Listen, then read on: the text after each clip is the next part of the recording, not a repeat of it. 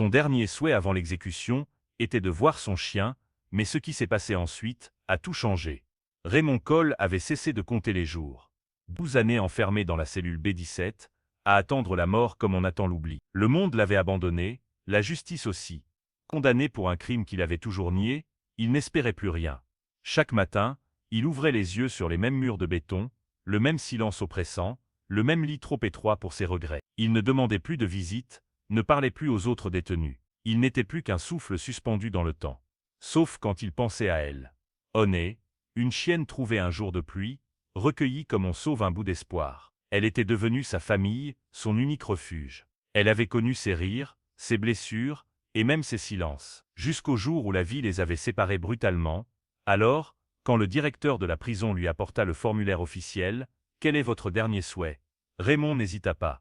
Pas de repas spécial, pas de pardon religieux, pas de visite d'un aumônier. Il leva simplement les yeux et dit, d'une voix calme et grave, « Je veux voir mon chien. » Un murmure, un cri du cœur, un fil d'amour qui résistait encore à la mort. Ce que personne ne savait, c'est que cette demande, si simple, si déchirante, allait déclencher une chaîne d'événements, capable de tout changer. Le matin de l'arrestation, Honey trottinait joyeusement aux côtés de son maître. Raymond l'avait emmené faire une promenade, comme il le faisait souvent. Elle bondissait dans les feuilles, le regardait avec cette confiance absolue que seuls les chiens savent offrir. Puis, soudain, les sirènes, des cris, des hommes en uniforme, des mains brutales. Raymond fut plaqué au sol, menotté. Honey aboya, affolé. Il tenta de courir vers lui, mais un policier la saisit brutalement par le collier et la hissa dans une camionnette. Elle ne comprenait pas. Elle ne comprenait rien.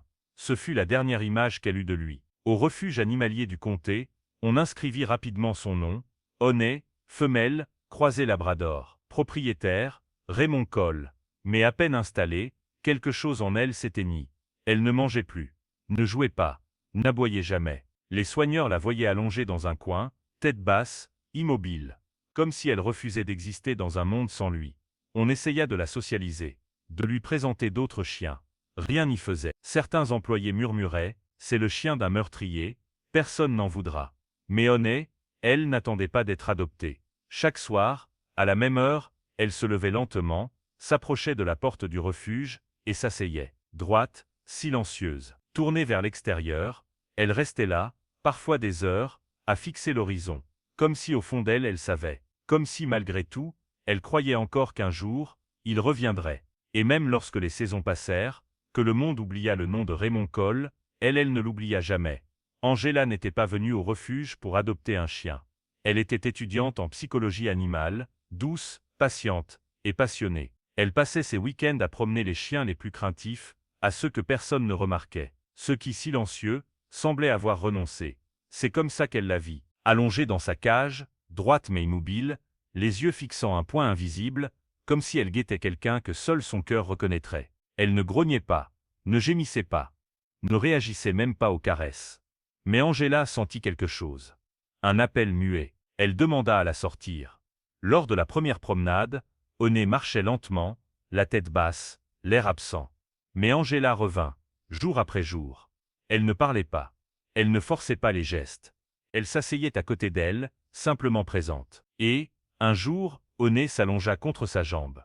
Ce fut suffisant. Angela signa les papiers d'adoption, pensant qu'elle l'accueillerait provisoirement, juste le temps de lui trouver une famille. Mais les semaines passèrent. Et Honey s'accrocha. Pas par joie, non. Mais par loyauté.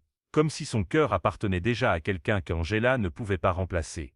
Elle dormait près de la porte, sursautait au bruit des sirènes, et parfois, la nuit, gémissait dans son sommeil. Puis un soir, alors qu'Angela la brossait doucement, elle aperçut quelque chose gravé sur la médaille du collier, Raymond Coll. Elle s'arrêta net. Le nom lui disait quelque chose. Par curiosité, elle tapa les mots sur Internet. Et ce qu'elle découvrit fit naître un frisson dans son dos. Raymond Coll, condamné à mort, accusé de meurtre. Et sur une vieille photo en noir et blanc, il souriait, un chiot doré dans les bras. Au nez, le téléphone sonna un jeudi matin, alors qu'Angela rentrait du travail. Elle faillit ne pas décrocher. Numéro inconnu. Voix masculine, posée mais officielle, Mademoiselle Angela Duhart. Je vous appelle du centre pénitentiaire de Millstone. C'est au sujet de Raymond Coll. Elle sentit son cœur s'arrêter un instant. Il est dans le couloir de la mort, et a demandé à voir sa chienne. Au nez, Angela s'assit abasourdie. L'homme expliqua qu'ils avaient retrouvé Oné grâce au numéro de micropuce inscrit dans le registre vétérinaire, et que, contre toute attente, l'administration pénitentiaire avait accepté le dernier souhait de Raymond. Un rendez-vous avait été fixé pour la semaine suivante. Angela resta silencieuse. Tant de pensées s'entrechoquaient dans sa tête. Amener Oné, là-bas, devant un homme qu'elle avait aimé autrefois, et qui était désormais à la veille de mourir. Elle jeta un regard vers Oné, qui dormait près de la porte, comme toujours. Elle semblait paisible.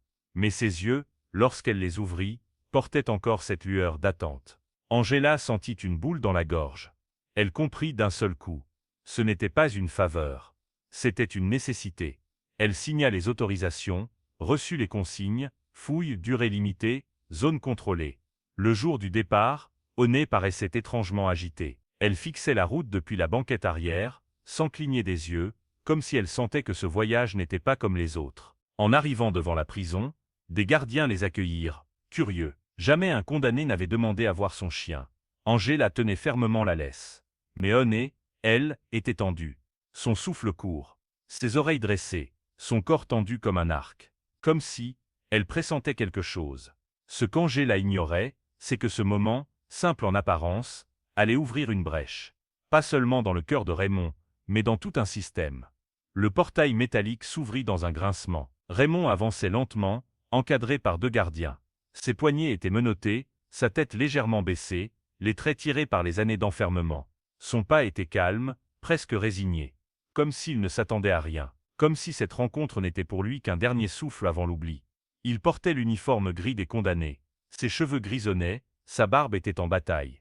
Mais dans ses yeux, un reste d'humanité, fragile, un reste de rêve qu'il n'osait plus nourrir. Au fond de la cour, Angela attendait, la main crispée sur la laisse. À ses côtés, Oné haletait. Elle observait en silence, tendue, comme si son instinct reconnaissait quelqu'un bien avant sa mémoire. Puis, quelque chose changea. Oné renifla l'air. Elle se figea, et ses yeux croisèrent les siens. Raymond, il s'arrêta net. Le monde sembla suspendu. Un cri étouffé s'échappa de la gorge d'Oné. Elle tira brusquement sur la laisse, se libérant dans un mouvement sec et puissant. Angela n'eut pas le temps de réagir. La chienne s'élança à toute vitesse. Ses pattes martelaient le sol. Les gardiens voulurent intervenir. Le directeur leva la main, laissez-la. Raymond tomba à genoux, au moment où Oné atteignit son torse. Elle sauta sur lui, le poussa, le lécha, gémit, pleura, elle le couvrait de tout ce qu'elle avait contenu pendant 12 longues années. Lui, s'effondra, il enfouit son visage dans le pelage doré, les mains tremblantes, les chaînes tintant doucement. Il pleura, de toutes ses forces. Comme un homme brisé qu'on recoud d'un seul regard. Les gardiens, figés, détournèrent les yeux. Certains, les larmes aux cils. Plus qu'un moment de retrouvailles, c'était un cri d'amour. Un cri d'existence. Un cri de vérité. Le silence pesait sur la cour comme une couverture d'émotions contenues. Raymond, toujours à genoux, gardait Oné contre lui comme s'il refusait de la lâcher, même une seconde. Oné, elle, s'était apaisée. Elle avait posé sa tête sur ses genoux, les yeux fermés, enfin en paix. Les minutes s'écoulaient lentement. 10 minutes. Puis 15. Puis 20. Personne n'avait osé interrompre ce moment. Pas même les gardiens. Le directeur, pourtant rigide d'habitude, fixait la scène avec une gorge nouée. Mais alors que le temps imparti touchait à sa fin, un changement imperceptible se produisit. Oné se redressa d'un coup. Ses oreilles se dressèrent, son regard se fixa. Son corps se tendit, elle grognait, un grondement bas, profond, animal.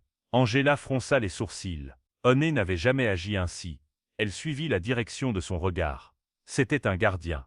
Celui qui se tenait le plus proche de Raymond. Un homme en uniforme, solide, la cinquantaine, l'air dur. Mandel, Oné ne bougeait pas. Mais son regard le transperçait.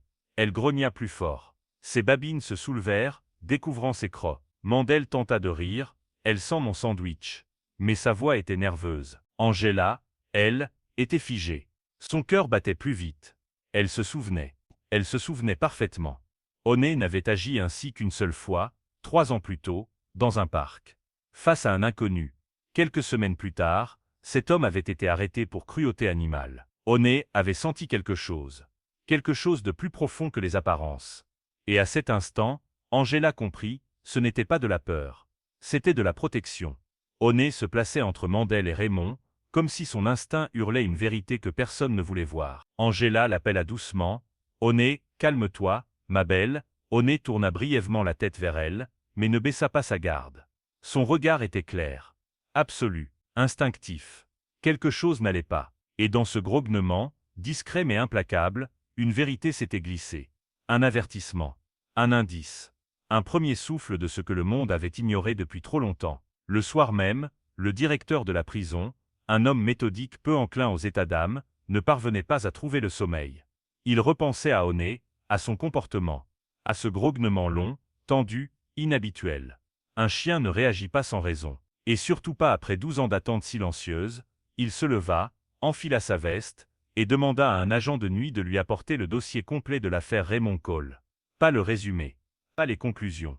Le dossier complet. Des cartons entiers, procès-verbaux, dépositions, appels, rapports. Pendant des heures, il relut chaque ligne, chaque date, chaque annotation.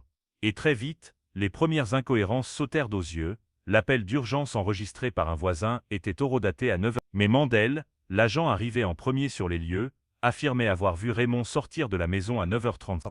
Comment un témoin pouvait-il voir un homme sortir d'une maison, 18 minutes après l'arrivée de la police? Il chercha davantage. Une caméra de surveillance, située à 2 rues du crime, montrait Raymond à 9h20, achetant un café à plusieurs pâtés de maison. La vidéo n'avait jamais été versée au dossier du procès. Et surtout, une vérité le frappa en plein cœur. Le témoignage de Mandel était le seul sur lequel reposait toute la condamnation.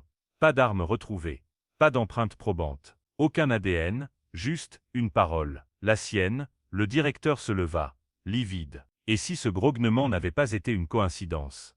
Et si la chienne avait pointé, en silence, la seule personne que la justice n'avait jamais vraiment interrogée? Il savait ce qu'il devait faire. Et il savait à qui confier cette bombe. Le lendemain, le directeur de la prison appela discrètement un jeune avocat connu pour rouvrir d'anciens dossiers oubliés. Thomas Guerrero, 32 ans, idéaliste, passionné, souvent moqué pour son obsession des erreurs judiciaires. Il lui remit le dossier Cole, accompagné de ces mots: « Regardez ça avec un œil neuf. Quelque chose cloche. » Thomas s'enferma toute la nuit dans son petit bureau, et plus il lisait, plus son visage se fermait. Aucune preuve matérielle. Pas d'ADN, pas d'empreinte. L'arme du crime n'avait jamais été retrouvée. Et pourtant, Raymond Cole avait été condamné à mort. Sur quoi reposait cette condamnation? Sur un seul témoignage, celui de l'agent Mandel. Thomas appelle à son ancienne promo de fac. Il rassembla une petite équipe, 2 jeunes avocates stagiaires, un étudiant en criminalistique, et une journaliste d'investigation, Valeria Mendoza. Ce n'était plus une simple vérification. C'était une enquête à part entière. Ils relirent chaque document, recoupèrent les heures, les dépositions, les rapports de police. Ils cherchèrent les éléments jamais exploités, les archives mises de côté, les témoins oubliés. Et au centre de tout, Mandel. Partout, son nom revenait. Témoin clé, premier sur place. Rédacteur du premier rapport. L'homme qui avait orienté toute l'affaire dès la première minute. Thomas sentit la colère monter. Raymond Cole avait été enterré vivant sur la foi d'un seul homme. Et peut-être, d'un mensonge. Les jours passaient et l'équipe de Thomas avançait comme dans un polar à ciel ouvert. Valeria, la journaliste, réussit à contacter un ancien juré du procès Raymond Cole. Ils se retrouvèrent discrètement dans un café à l'extérieur de la ville. L'homme, désormais retraité, hésita longuement, puis parla. « On nous a mis la pression, dit-il. Le procureur voulait clore l'affaire rapidement. Il y avait les médias, l'opinion publique. On nous a dit que si on ne condamnait pas, un assassin serait dehors. » Il avoua que plusieurs jurés avaient douté de la culpabilité de Raymond, mais qu'ils avaient cédé. Par peur, par fatigue, par confiance aveugle dans la parole d'un policier, ce témoignage fut enregistré.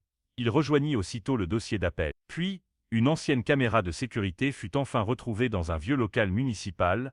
Elle montrait Raymond Cole à plusieurs kilomètres du lieu du crime, à l'heure supposée des faits. Mais la découverte la plus frappante arriva d'un carton oublié dans les archives du commissariat. Une bande audio, non datée, non analysée. Une voix masculine, anonyme: « Vous avez arrêté le mauvais. Le type que vous avez mis en prison n'est pas le bon. » Thomas fit appel à un spécialiste en audio légal. L'analyse fut longue, minutieuse. Quelques heures plus tard, le résultat tomba. La voix présentait une correspondance partielle avec celle de l'agent Mandel. Angela, en écoutant l'extrait, sentit un frisson. Et dans son esprit, le grognement d'Oné résonna de nouveau. Ce jour-là, dans la cour de la prison, elle savait. Elle avait parlé à sa façon. Pas avec des mots, avec son instinct, avec sa fidélité, et maintenant, le monde commençait à l'entendre. Les preuves s'étaient accumulées comme des pierres tombant les unes après les autres sur une façade déjà fissurée. Le témoignage du juré, la vidéo de surveillance oubliée, l'enregistrement audio, et surtout, le doute devenu insoutenable. Devant la pression médiatique et la mobilisation grandissante du public, la cour d'appel convoqua une audience exceptionnelle. Le juge, un homme austère et réputé rigoureux, s'exprima d'une voix lente et ferme. Compte tenu des éléments nouveaux et des vices de procédure relevés, l'exécution est suspendue jusqu'à nouvel ordre. Le dossier Coll est rouvert. Un murmure parcourut la salle. Angela, présente au fond, serra fort la main de Valeria. Honey, resté à l'extérieur, attendait, paisible mais éveillé. Mais la bombe tomba quelques minutes plus tard, l'agent Mandel fut officiellement mis en examen. Faux témoignage, obstruction à la justice. Le pilier de l'accusation s'effondrait, puis on appela Raymond à la barre. Il n'avait pas parlé publiquement depuis plus de 10 ans. Menotté, vêtu de gris, il s'avança d'un pas lent, les épaules voûtées mais le regard droit. Il inspira, puis dit simplement, d'une voix rauque presque cassée, « On m'a pris la vie, on m'a enterré vivant. Mais il y a une chose qu'ils n'ont jamais pu m'enlever, son souvenir à elle. » Il s'arrêta, ses yeux se remplirent de larmes. Elle savait que j'étais innocent. Elle n'a jamais cessé d'attendre. Elle ne connaît rien à la loi. Mais elle connaît la vérité. Un silence absolu s'abattit sur la salle. Plus fort qu'un plaidoyer, plus fort que toutes les preuves. C'était l'amour pur d'un homme et d'un chien. Et cette fois, le monde écoutait. 3 semaines après l'audience, tout s'accéléra. Les résultats des expertises complémentaires, les aveux indirects d'un ancien détenu, la mise en examen formelle de Mandel, tout confirmait ce que Raymond clamait depuis le début. Il était innocent. Le juge réunit la cour à huis clos. Après une délibération brève mais historique, il prononça d'une voix solennelle, « En raison des éléments réunis, la condamnation à mort de Raymond Coll est annulée. Il est immédiatement libéré. » À l'extérieur, une foule silencieuse attendait. Journalistes, étudiants, anonymes, anciens jurés venus pleurer leur erreur. Mais surtout, elle, Honey. Angela la tenait doucement en laisse. La chienne semblait figée, tendue, les oreilles dressées, comme si elle savait. Comme si elle sentait que cette fois, c'était différent. Quand les portes du tribunal s'ouvrirent, Raymond apparut. Il portait des vêtements simples, offerts par l'administration. Il semblait plus vieux, plus maigre, mais ses yeux brillaient. Honey l'aperçut. Elle n'attendit aucune autorisation. Elle bondit. Ses pattes frappèrent le sol comme un tambour de délivrance. Elle courut vers lui, sans crainte, sans hésitation. Elle sauta contre son torse, il l'attrapa, et s'écroula à genoux. Là, sur les marches du tribunal, devant les caméras du monde entier, Raymond et Honey s'enlacèrent comme si le temps n'avait jamais existé. Pas un mot. Juste des larmes, juste 2 âmes brisées. Enfin réunies. Et dans cette étreinte devenue virale, il n'y avait ni colère ni vengeance. Seulement l'amour et la liberté. Raymond ne chercha ni la gloire, ni la revanche. Il refusa les interviews télé, les propositions d'éditeurs, les documentaires. Il n'était pas un héros, disait-il, juste un homme qui avait survécu grâce à l'amour d'un être vivant qu'on appelle, trop souvent à tort, un animal. Une fondation anonyme lui offrit une petite maison à la campagne, meublée simplement. Entouré de chants et de silence, c'est là qu'il s'installa, avec Honey. Chaque matin, il sortait sur le petit porche en bois. Honey s'allongeait à ses pieds, il lui parlait doucement, comme à une vieille amie. Il regardait le ciel, écoutait le vent, goûtait à la liberté, la vraie. Le soir, il écrivait. À la main, dans un vieux carnet, un projet modeste qu'il appelait « La chienne qui m'a sauvé ». Pas un livre de droit, pas un livre de colère. Un témoignage.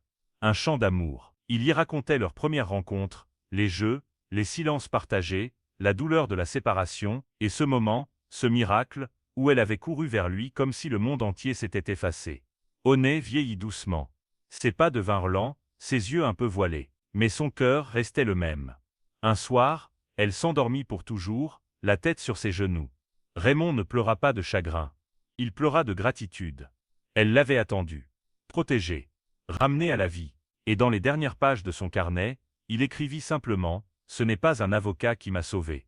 C'est un cœur qui n'a jamais cessé de battre pour le mien. »